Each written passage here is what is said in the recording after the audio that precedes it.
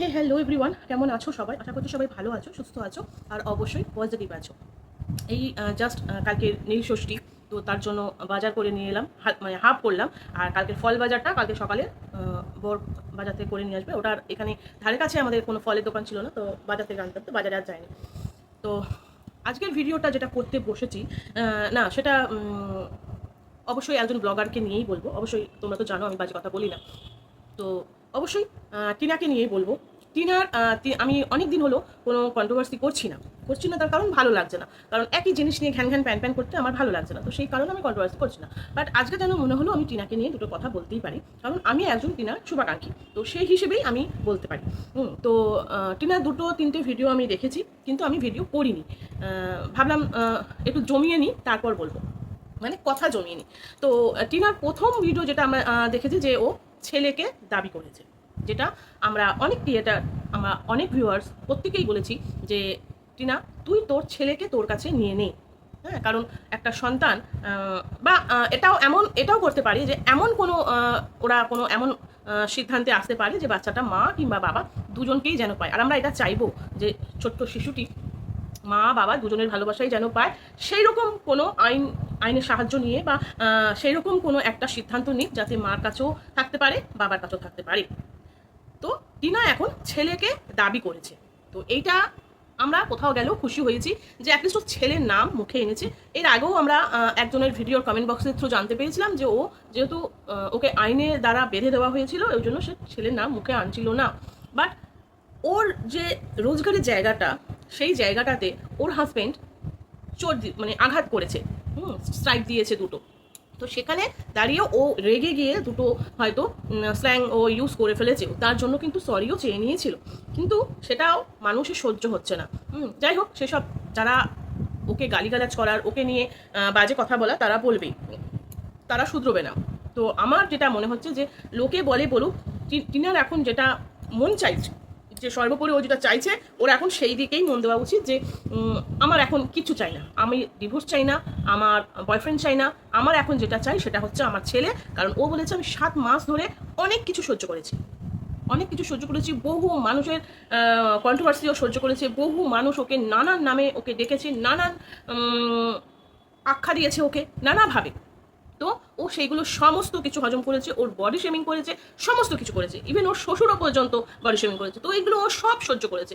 তারপরে আজ ও মুখ খুলেছে এবং ও বলেছে যে আমার আর ডিভোর্স চাই না, আমি তো দেবই না, এবং আমার যদি তার হাজব্যান্ডও ডিভোর্স চায় আমি তাকেও দেবো না, আমার আর ডিভোর্সই চাই না। ও চেয়েছিল যে পুরো ব্যাপারটা যদি মিউচুয়ালি মিটে যায় তাহলে মিটে যাক, ছেলে যেহেতু ওর কাছে ভালো আছে, মানে ওর হাজব্যান্ডের কাছে ভালো আছে, ভালো থাকুক। ও ছেলের ভালো জায়গাটাতে ও আঘাত করতে চাইছিল না, কারণ ও বাবা ঠাকুমা ঠাকুরদার কাছে ভালো ছিল।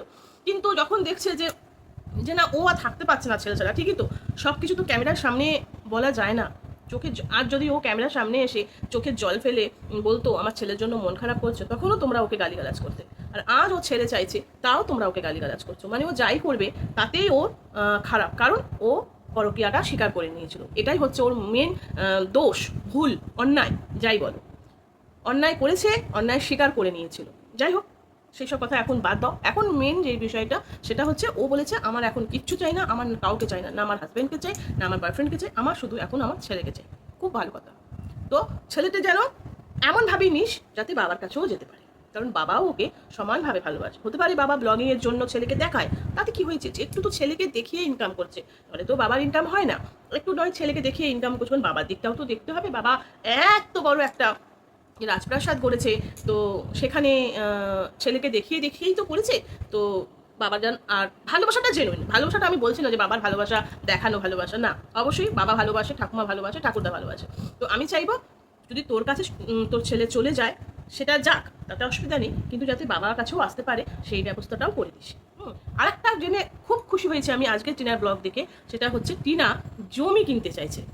আমি যে কি খুশি হয়েছি ধারণা করতে পারবে না। আর সেই কারণেই আমার আজকে এই টিনাকে নিয়ে এই ভিডিও করাটা, যে আমরা গুটি কত ক্রিয়েটার যারা টিনাকে পজিটিভ দিক থেকে এবং টিনার শুভাকাঙ্ক্ষী হিসেবে বলতে পারো ভিডিও করি, এবং টিনার প্রচুর ভিউয়ার্স আছে যারা টিনাকে বারবার আমরা বলেছি যে টিনা পায়ের তলার মাটি আগে শক্ত করতে হবে। এই আইফোন কেনার আগেও আমরা বলেছিলাম যে ফোন কেনাটা কিন্তু এত দামি ফোন কেনার দরকার নেই। ফোন কেনাটা জরুরি অবশ্যই, যেটা দিয়ে কাজ সেটা তো ভালো জিনিস কিনতে হবে, তবে আইফোন কেনার দরকার ছিল না। যা ওর একটা শখ মিটিয়েছে, ওর রোজগারে ও শখ মিটিয়েছে, কিন্তু তারপরও আমরা বারংবার বলেছি যে টিনা আগে একটা জমি কেন, যতই বাবা মা থাকুক, কিন্তু তবুও যেন মনে হবে যে নিজের একটা কিছু আছে যেখানে, যেটা সম্পূর্ণ তোর। এটা যে কত বড় একটা সুখ, এটা সেই জানবে যে করতে পারে, যে নিজের রোজগারে একটা জমি কিনতে পারে, যে নিজের রোজগারে একটা বাড়ি কিনতে পারে। তুই বিশ্বাস করবি না টিনা, তোর এই কথাটাতে যেন মনে হচ্ছে কি যেন আমি জমিটা কিনেছি, আমার এত আনন্দ হচ্ছে। আমি কেন জানি না,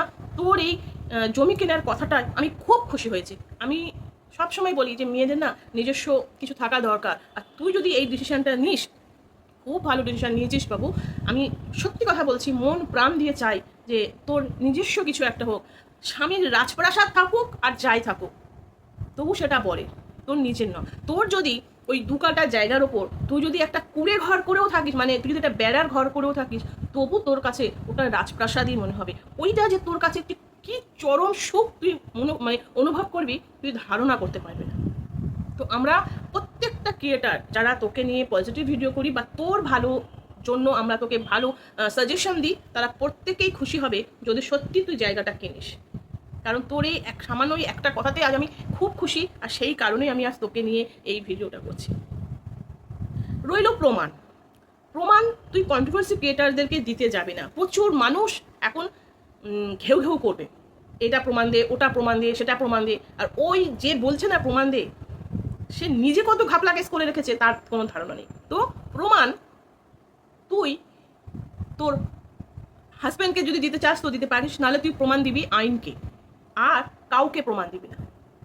যে যতই চেঁচাক, তুই কাউকে প্রমাণ দিতে আসবি না, ঠিক আছে? অনেক সহ্য করেছিস, আজ 7 মাস সহ্য করার পর তুই আজকে ছেলেকে নিয়ে কথা বলেছিস। 7 মাস সহ্য করার পর আজকে তোর মাথায় তোর ঢুকেছে কথাটা যে হ্যাঁ তোর একটা পায়ের তলার মাটি শক্ত করতে হবে। আর তুই সেটা বলেছিসও যে তোমাদের জন্য, তোমাদের কথার জন্যই আজ আমি এটা করছি। তার মানে আমরা তোকে ভালো বুদ্ধি দিয়েছি যে বাবার বাড়ি থাকুক, 2 তলা থাকুক, 3 তলা থাকুক, তাতেও তোর কিছু না। না বাবার বাড়িটাও তোর বাড়ি, না স্বামীর বাড়িটাও তোর বাড়ি। তোর বাড়ি সেটাই হবে যেটা ওই 2 কাঠা জায়গায় বাড়ি করবি। তো আমি ভগবানের কাছে মানে মনে প্রাণে প্রার্থনা এটাই করব, যাতে তুই জায়গাটা কিনতে পারিস এবং সেখানে তুই একটা বাড়ি করতে পারিস। যেভাবেই পারিস করিস, আজ না করিস পরে করলেও করবি, বাট আগে জায়গাটা কিনে রাখ। বিশ্বাস কর, আমি ভীষণ ভীষণ খুশি হয়েছি তোর এই কথাটা শুনে।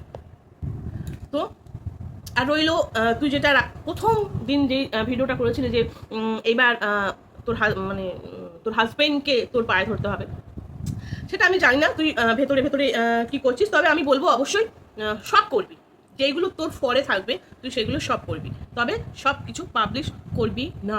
সেটা তুই নিজেও বুঝতে পারছিস যে সব কিছু পাবলিশ করার দরকার নেই আগে থেকে। আগে হোক, আর হলে তো আমরা ভিডিও থ্রু জানতেই পারবো, ঠিক আছে? তো তুই আমার কাছে খুব স্নেহের একজন মানুষ, তো তোকে সত্যি খুব ভালোবাসি বলেই তোর এই খুশির খবরটা শুনে আমি আজকে তোকে নিয়ে ভিডিও করতে বসেছি। নাহলে তুই দেখ আমি এখন কন্ট্রোভার্সি ভিডিও করি না। হ্যাঁ, তো এটাই চাইবো তোর কাজের জায়গায় তুই আরও এগো। আমরা পারিনি তো কি হয়েছে, তুই যদি পারিস তো খুবই ভালো কথা।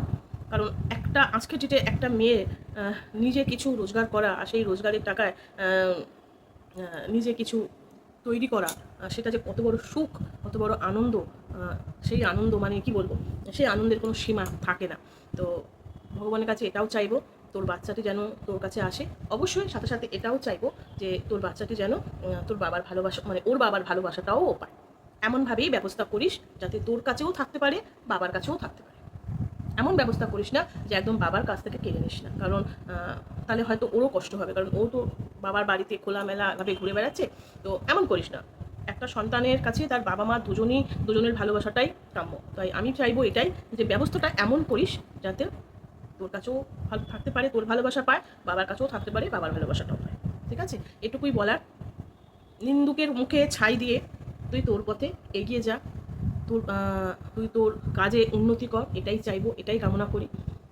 আজকে তোর হাজব্যান্ডেরও একটা ভিডিও দেখলাম এবং বলছে যে অনেক নোংরা কথা বলেছে, এটাই হচ্ছে পরিচয়। তুই যখন দুটো স্ল্যাং ইউজ করেছিলি তখন বহু মানুষ বলছে যে তুই এটা কি করে পারলি। তো আজকের যে তোর হাজবেন্ড মানে সন্দীপ, সন্দীপ অবশ্যই আমি আমি তো খারাপ কথা বলছি না, তাই আমি অবশ্যই মনে হয় আমি নাম নিয়ে বলতে পারি।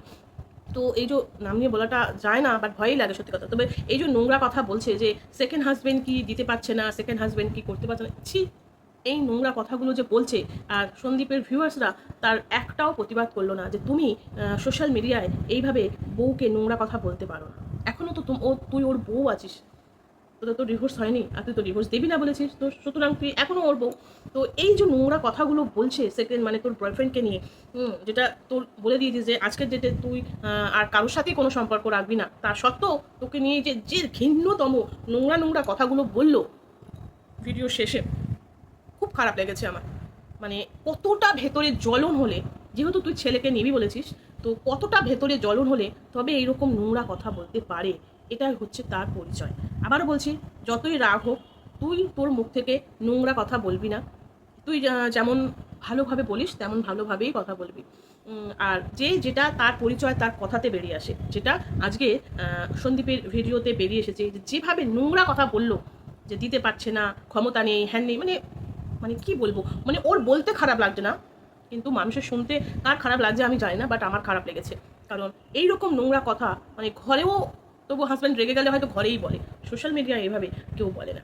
হতে পারে যে সেইটা বলতে পারি যে সে চলে গেছে তাই আমি আর তাকে ফেরত দেবো না, সে তো বলেই দিয়ে তোকে ঘরে তুলবে না, ঠিক আছে। তো খারাপ লেগেছে আমার। আমি জানি না ওর ওর যারা শুভাকাঙ্ক্ষী তাদের জিনিসটা কতটা খারাপ লেগেছে। তো ওর রুচির পরিচয় ও দিক, তোর রুচির পরিচয় তুই দিবি। কারণ তোকে যারা ভালোবাসে, তুই জানিস কি আমি জানি না, অবশ্যই জানিস, বহু বহু ভদ্র সভ্য মানুষ তোকে ভালোবাসে, বহু ভদ্র সভ্য মানুষ তোকে ভালোবাসে। আর ওকে যারা মানে তোর হাজব্যান্ডকে যারা ভালোবাসে তার মধ্যে প্রথমেই আছে কিমার মতন একজন মহিলা। এরপর আর কিছু আমার বলার নেই, এবার তুই বুঝে নে যে রুচিটা কার কীরকম, ঠিক আছে। তো যা করেছিস ভালো করেছিস, আবারও যা করবি ভালো করবি, এবং অবশ্যই ঠান্ডা মাথায় একবার নয় 10 বার ভাববি, ভেবে তবে এগোবি। হ্যাঁ, এখন আর কোনো দিকে তাকাবার দরকার নেই, না হাজব্যান্ড না বয়ফ্রেন্ড, কোনো দিকে তাকাবার দরকার নেই। এখন তোর যেটা মেন, যেখানে তোর তাকানোর দরকার সেটা হচ্ছে সন্তান। সন্তানের পর আর কিচ্ছু থাকে না। আমি জানি তোর বয়সটা কম, কিন্তু তাও সন্তানের পরে তো আর কিছু নেই, তাই এখন তোর একটাই মাথায় থাকা উচিত, সেটা হচ্ছে সন্তান। আর মানে নোংরা মানসিকতা, নোংরা রুচির পরিচয় তো তোর হাজব্যান্ড দিয়েই দিল। আজকের ব্লগিংয়ের লাস্টে যে কথাগুলো বললো, তারপর সত্যি আর কিছু আমার মুখ থেকে অন্ততর বেরোচ্ছে না। যাই হোক, ভালো থাকিস বাবু, সুস্থ থাকিস, এগিয়ে যা, জমি কেন। আর রইল গাড়ি কেনার কথা, আমি ভুলে যাচ্ছিলাম, গাড়ি কেনার কথা। তোর মাথা থেকে গাড়ি কেনার ভূত যাচ্ছে না, ঠিক আছে, ভালো কথা, গাড়ি কিনবি অবশ্যই, সেটা একটা ইনকামের পথ, অবশ্যই। আগে জায়গাটা কিনে নে, তারপর গাড়িটা কিনিস। অবশ্যই জায়গা এমন নিতে হবে যেখানে 4 চাকা ঢোকে, কারণ জায়গার রাস্তা যদি ছোট হয় না খুব সমস্যা হয়, তাই রাস্তাটাও দেখে নিতে হবে যে আমার, কারণ ভবিষ্যতে কখন কি হয় কেউ তো বলতে পারে না, তাই রাস্তাটা ঠিকঠাক দেখতে হবে যাতে 4 চাকা ঢোকে, সেরকম রাস্তা দেখে নিতে হবে। তো আগে জায়গাটা কিনে নে, এটাতে যখন তুই মাইন্ড সেট করেছিস তো এটা আগে কেন, তারপর 4 চাকাটা কিনিস, ঠিক আছে। তো চল, ভালো থাকিস, সুস্থ থাকিস, তো সন্তানেরও সুস্থতা কামনা করি। ছোট্ট বাচ্চাটি সত্যি এই দুটো মানে মা বাবার এই সম্পর্কের মাঝখানে বেচারা ছোট্টবেলাটা নষ্ট হয়ে যাচ্ছে। যাই হোক, তবু চাইবো যাতে বাচ্চাটি তোরও ভালোবাসা পাক, ওর বাবারও ভালোবাসা পাক, এটুকুই বলবো। আর আমার ভালোবাসা তোর জন্য রইল অনেক অনেক অনেক, এগিয়ে যা। তবে তোর খুশিতে আমিও আজ খুব খুশি হয়েছি, যেন মনে হচ্ছে যে তোর সাথে সাথে আমি নিজেও একটা কিছু করেছি। কি খুশি হয়েছি তুই ধারণা করতে পারবি না। তো চল, সুস্থ থাকিস, টাটা।